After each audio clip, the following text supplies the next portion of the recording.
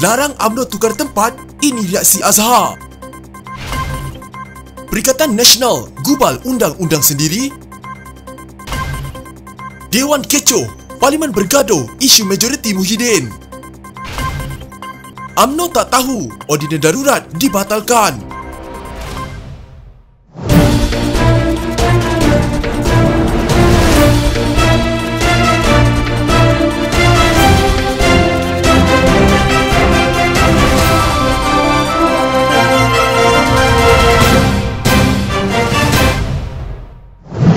Speaker Dewan Rakyat Azhar Azizan Harun menafikan laporan sebuah portal bahawa beliau tidak membenarkan permohonan 4 ahli Parlimen UMNO menukar tempat duduk sedia ada di Dewan Rakyat yang dikemukakan seminggu sebelum Dewan bersidang. Saya menafikan sekeras-kerasnya laporan berita tersebut dan saya tidak pernah menerima apa-apa permohonan daripada ahli Parlimen berkenaan. Saya anggap berita tersebut adalah satu pembohongan dan fitnah terhadap saya, katanya. Terdahulu, portal Malaysia Deadline melaporkan selain ahli Parlimen Gua Musang, Tengku Razali Hamzah, 4 lagi wakil rakyat UMNO dikatakan meminta supaya kedudukan mereka di Dewan Rakyat dipindahkan ke blok bebas. Sumber memberitahu portal Malaysia Deadline keempat-empat ahli Parlimen UMNO berkenaan memohon pindah tempat duduk itu minggu lalu. Mereka ialah Ahmad Zaid Hamidi, Bagan Datuk, yang juga Presiden UMNO, Ahmad Maslan, Pontian, Ahmad Nazlan Idris, Jerantut dan Ahmad Jazlan Yaakob, Macang. Zahid, Mat Maslan, Jazlan, Nazlan sebenarnya minta sama pindah tempat duduk seminggu sebelum persidangan Dewan Rakyat, tapi speaker tidak benarkan, kata sumber itu memetik laporan portal berkenaan. Dalam pada itu, Speaker Dewan Rakyat Azhar Azizan Harun memaklumkan 4 lagi kes positif wabak penyakit berbahaya dikesan di kawasan Parlimen. Beliau membuat penjelasan itu ketika mengulas desakan wakil pembangkang supaya waktu sidang Parlimen dilanjutkan selepas 5.30 petang seperti ditetapkan ketika ini bagi membolehkan lebih ramai wakil rakyat berucap. Persidangan Dewan Rakyat kita sebenarnya telah tidak menuruti nasihat Ketua Pengarah Kesihatan Dr. Nur Hisham Abdullah. Kalau ikut nasihat Ketua Pengarah Kesihatan, kita bersurai jam 2 petang sebab beliau bimbang penularan wabak penyakit berbahaya di kawasan Parlimen. Semalam dan hari ini ada lagi 4 kes, risiko agak tinggi. Sebab itu saya tetapkan 5.30 petang untuk beri peluang kepada semua bahas, katanya. Azhar bagaimanapun turut memaklumkan tindakan melanjutkan sidang melebihi 5.30 petang berada di bawah kuasa menteri di Jabatan Perdana Menteri, Parlimen dan Undang-Undang Taqiyuddin Hassan. Azhar menjawab Syamsul Iskandar Muhammad Akin, Pakatan Harapan Hang Tuah Jaya yang mencadangkan Parlimen bersidang melebihi 5.30 petang. Isnin lalu, Azhar mengesahkan 2 ahli Parlimen positif wabak penyakit berbahaya sekaligus tidak dapat menyertai mesyuarat khas penggal ketiga Parlimen ke-14 yang berlangsung.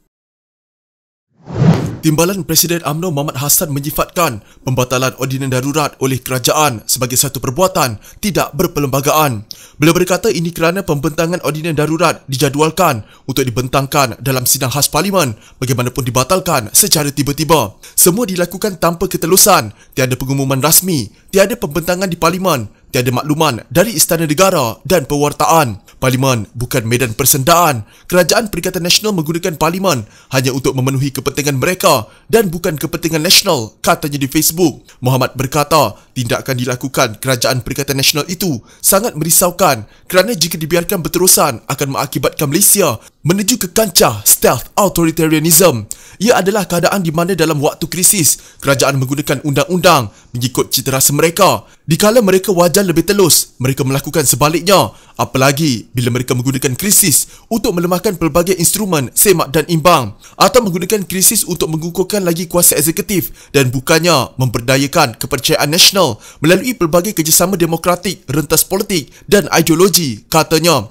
Beliau berkata, ordinan darurat dilaksanakan tanpa dibentangkan di Parlimen, tidak didebatkan dan pelaksanaannya tidak dapat disemak dan diimbang oleh Parlimen. Pembatalannya juga hanya dimaklumkan di Parlimen sejak bila Parlimen hanya menjadi rubber stamp kepada keputusan Kabinet. UMNO telah melakukan tugasnya senafas dengan desakan rakyat menentang pengisytiharan darurat, mendesak pembatalannya, mengembalikan persidangan Parlimen dan mengembalikan fungsi perlembagaan, katanya.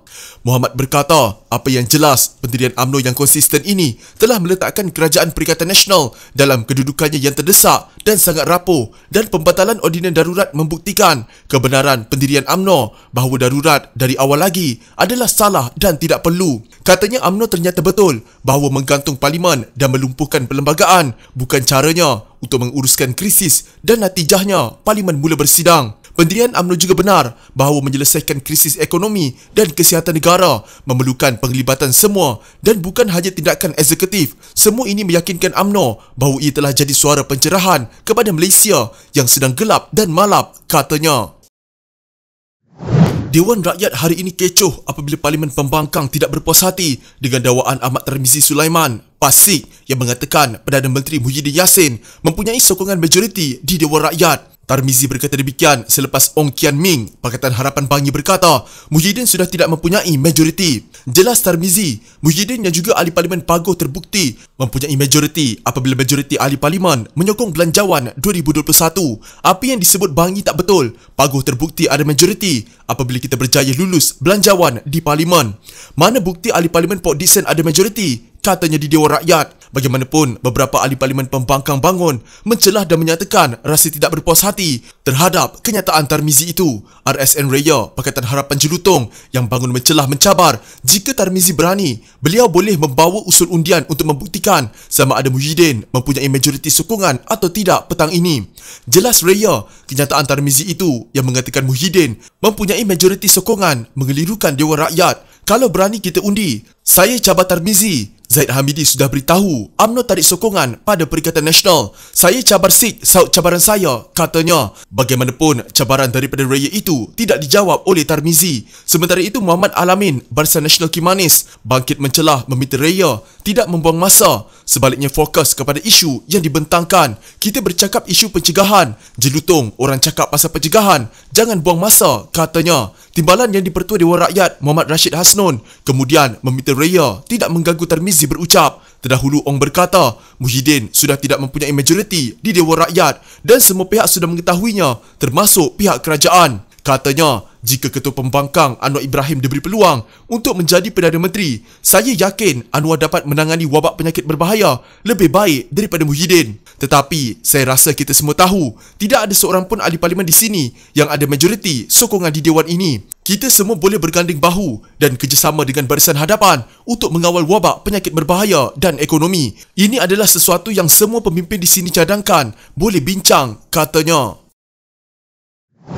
UMNO tidak mengetahui ordinan darurat sudah dibatalkan sejak 21 Julai lalu walaupun ada segelintir ahli Parlimen UMNO menyertai kerajaan. Ini antara bukti mengapa UMNO tidak boleh dikait dengan kegagalan kerajaan persekutuan, ianya kerana ahli Parlimen dari UMNO terbabit bekerja untuk kerajaan persekutuan bernama Perikatan Nasional. Bukan lagi kerajaan persekutuan bernama Barisan Nasional yang tewas pada pilihan raya umum ke-14 angkara fitnah, katanya menerusi satu hantaran di Facebook. Beliau yang juga ahli Parlimen Bagan Datuk menjelaskan ia ibarat sukan. Apabila pemain pasukan A diimport dan dibayar bermain untuk pasukan B. Persoalannya, jika pasukan B gagal, adakah pasukan A juga perlu dipersalahkan? Soalnya, ini dua organisasi yang berbeza, pengurusan berbeza, cara dan falsafahnya juga berbeza, katanya. Sebelum ini, pengakuan Menteri Keuangan Datuk Seri Tengku Zafrul Abdul Aziz di persidangan khas Parlimen semalam bahawa lebih 50% kluster tempat kerja melibatkan subkategori pengilang telah mendedahkan siapa yang bertanggungjawab selama ini. Bagaimanapun, kata Presiden UMNO Datuk Seri Ahmad Zaid Hamidi,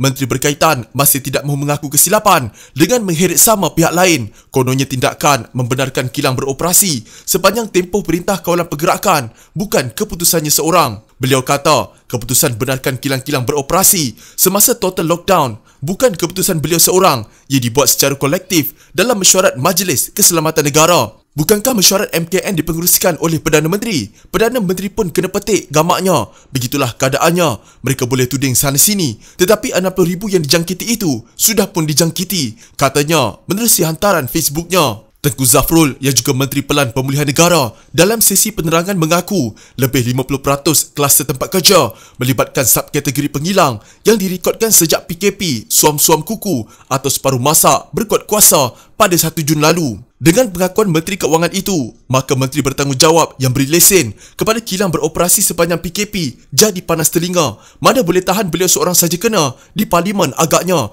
lalu kaitkan sama kawan-kawan lain. Jika mereka ikut saranan kita ketika itu supaya dilaksanakan PKP yang benar-benar total, mungkin keadaan tidak seteruk ini, bukan untuk selama-lamanya pun, hanya sehingga kita berjaya mengasingkan dan merawat mereka yang dijangkiti dan menurunkan kadar jangkitan. Namun inilah antara sebab mengapa kita desak supaya Parlimen bersidang, supaya kita tahu fakta sebenar, ujar beliau.